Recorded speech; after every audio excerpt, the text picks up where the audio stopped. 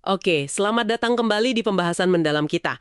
Hari ini kita fokus ke satu hukum spesifik nih dari Robert Greene, The 48 Laws of Power. Hukum ke-20, jangan berkomitmen pada siapapun. Sumber kita ya dari buku itu sendiri.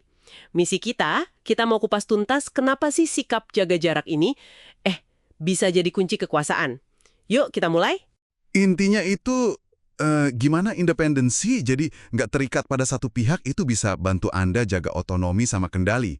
Konsep penting ini dalam dinamika kekuasaan kan? Jadi hukum ini pada dasarnya bilang kalau ya ngikat diri ke satu sisi itu kurang bijak gitu ya. Malah dengan nggak komitmen, Anda jadi kayak pusat perhatian. Orang lain jadi terus ngejar Anda. Persis. Anda jadi masternya? Dan Anda bebas dari masalah mereka juga kan? Betul sekali.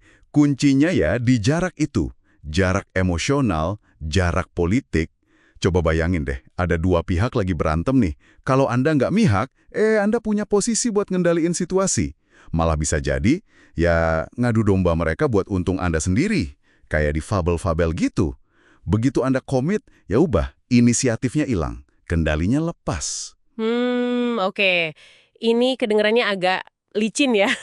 Mungkin ada contoh nyata nggak biar lebih kebayang gitu? Oh, ada banget.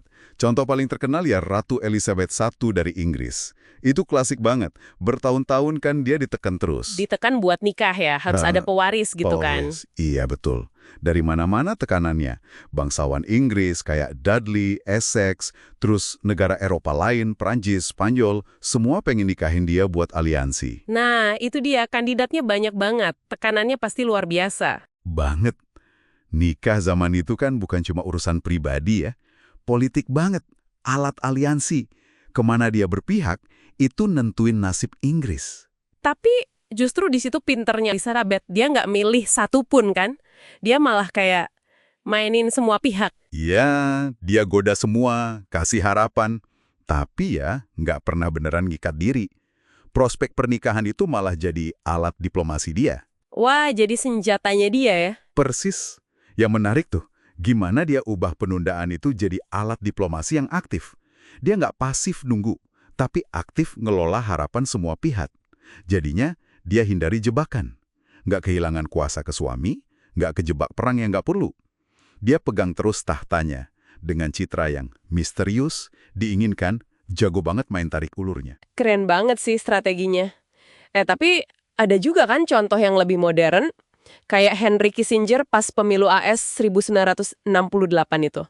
Nah, iya Kissinger mirip polanya, walau konteksnya beda jauh ya. Dia dekati dua kubu yang lagi saingan waktu itu, Nixon sama Humphrey. Dia kasih sinyal kedua-duanya gitu ya, kayak dukung Nixon tapi juga dukung Humphrey. Betul, kesannya dukung dua-duanya, tapi secara terpisah. Tujuannya apa tuh? Pragmatis banget ya kayaknya, biar aman aja posisinya siapapun yang menang. Tepat sekali, murni ngamanin posisi penting di kabinet nanti, bukan soal ideologi atau loyalitas. Dan berhasil ya strateginya. Jitu banget, Nixon menang, Kissinger dapat posisi. Pas Nixon jatuh karena Watergate pun, Kissinger tetap aja bertahan, lanjut melayani presiden berikutnya. Jarak yang dia jaga itu bikin dia tetap relevan, aman di tengah gejolak politik. Ini nunjukin fenomena menarik loh. Justru pas Anda nggak gampang dimiliki, orang malah makin ngejar Anda. Oh iya ya, jadi ingat fabel India soal rubah yang cerdik itu? Yang elang sama gagak rebutan mangsa, si rubah malah nungguin mereka hancur sendiri, baru dia ambil semua. Itu persis gambarin bahaya kalau kita keseret konflik orang lain ya. Ilustrasi yang pas banget. Bahaya utamanya itu ya, kebawa emosi. Entah kasihan, pengen nolong, atau marah-marah. Itu bisa narik Anda masuk ke pertarungan yang bukan urusan Anda. Di mana Anda nggak mungkin menang, dan konfliknya malah jadi makin gede. Tapi kan kita juga nggak bisa cuek bebek gitu aja kan? Ntar malah nyinggung orang. Gimana dong nyeimbanginnya? Nah, itu dia seninya. Kuncinya, kelihatan suportif. Tunjukin simpati, tapi jangan pernah benar-benar terlibat terlalu dalam. Jangan komit sumber daya atau janji yang mengikat. Terus, hati-hati banget kalau tergoda buat bersekutu. Apalagi sama pihak yang kelihatannya lebih kuat. Susah nebak hasil akhirnya gimana. Bisa salah pilih ya? Bisa fatal kalau salah pilih. Tapi, kalaupun pilihan Anda benar, belum tentu juga bagus. Bisa jadi Anda malah ditelan atau dilupain sama sekutu kuat Anda itu pas dia udah menang. Jadi nunggu dan lihat situasi dulu seringkali lebih aman. Oke, jadi kesimpulannya nih buat Anda semua yang dengerin, hukum ke-20 ini ngajarin apa sih? Kekuatan itu seringkali bukan dari aksi, tapi dari kemampuan nahan diri, jaga jarak, nggak buru-buru komitmen, intinya nguasain diri sendiri dan situasi. Iya, betul. Dan ini mungkin bisa jadi bahan renungan ya buat Anda.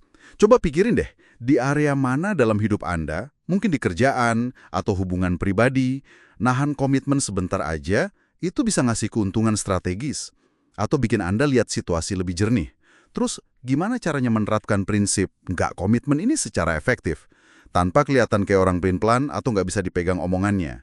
Nah, itu sesuatu buat Anda pikirkan lebih lanjut.